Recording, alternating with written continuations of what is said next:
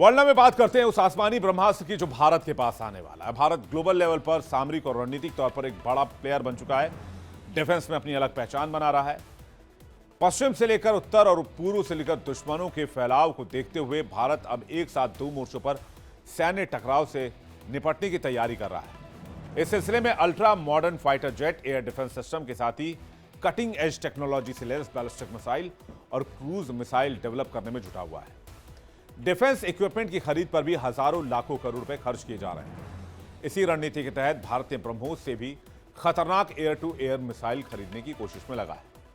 अब भारत की हवाई ताकत को नई रफ्तार मिलने वाली है। भारत रूस के बीच अत्याधुनिक मिसाइल खरीद को लेकर जल्द ही एक डील पक्की होने वाली है। बताया जा रहा है कि इससे भारत के एयर पावर में काफी ज्यादा वृद्धि हो जाएगी और Su-30 MKI फाइटर जेट की ताकत भी कई गुना बढ़ जाएगी। दरअसल भारत और रूस मिलकर एक और मिसाइल पर काम कर रहे हैं।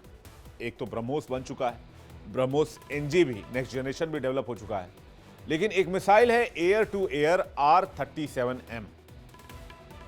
ऐसी 300 मिसाइलें इंपोर्ट करने की योजना है और बाद में उसको इंडिया में ही बनाया जाएगा। डील पर जल्द ही मुहर लगने की उम्मीद है। डील डन होने के 12 से 18 महीनों में इसकी डिलीवरी भी शुरू हो जाएगी और भारत की वायु रक्षा क्षमता और defence security, air defence security specially काफी ज्यादा इंक्रीज कर जाएगी।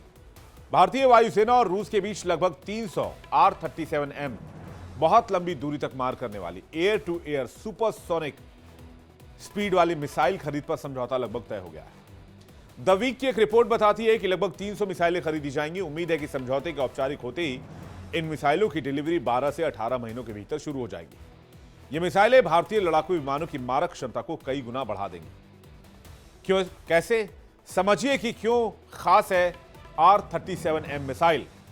R-37M मिसाइल को दुनिया की सबसे लंबी दूरी तक मार करने वाली active air to air missile माना जाता है। यह 300 किलोमीटर से भी ज्यादा दूरी तक के लक्ष्य को भेज सकती है। उड़ान की ऊंचाई और लक्ष्य की दिशा के आधार पर इसकी रेंज 150 से 200 प्लस किलोमीटर बताई जाती है, लेकिन इसका वास्तविक मारक दायरा से काफी अधिक माना जाता है। यह मिसाइल ऊंचाई पर तेज गति से उड़ रहे भारतीय Su-MKI लड़ाकू विमानों से दागी जाएगी और दुश्मन के air tanker, stand off jammer, कम ऊंचाई पर उड़ने वाली क्रूज मिसाइलों को भारतीय सीमा में घुसने से पहले ही खत्म करने में सक्षम होगी। IAF के लिए यह मिसाइल जोड़ना भी आसान होगा क्योंकि R-37M पहले से ही रूस के Su-30SM और Su-35S विमानों पर ऑपरेशनल हैं।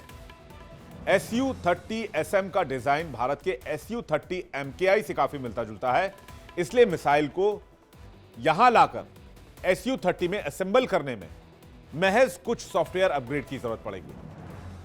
इंडियन डिफेंस रिसर्च विंग की रिपोर्ट के मुताबिक N011M बार्स रेडार और मिशन कंप्यूटर में छोटे बदलाव करके Su-30 MKI को इस मिसाइल से लैस करके पूरी तरीके से अपग्रेड किया जा सकता है। यह मिसाइल खासतौर पर Su-30 MKI जैसे बड़े और तेज लड़ाकू विमानों के लिए बनाए गए हैं। इसमें एक्टिव रेडार सीकर लगा हुआ है जो टारगेट को अंतिम समय तक लॉक करके रखता है। इसमें लगा 60 किलो का शक्तिशाली वॉरहेड दुश्मन के किसी भी हाई वैल्यू प्लेटफॉर्म को खत्म करने के लिए पर्याप्त है। भारत के पास पहले से ब्रह्मोस है।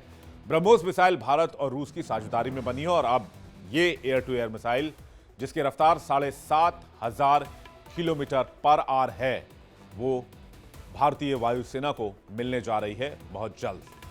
बाकी अब पाकिस्तान अपना हिसाब किताब लगा ले।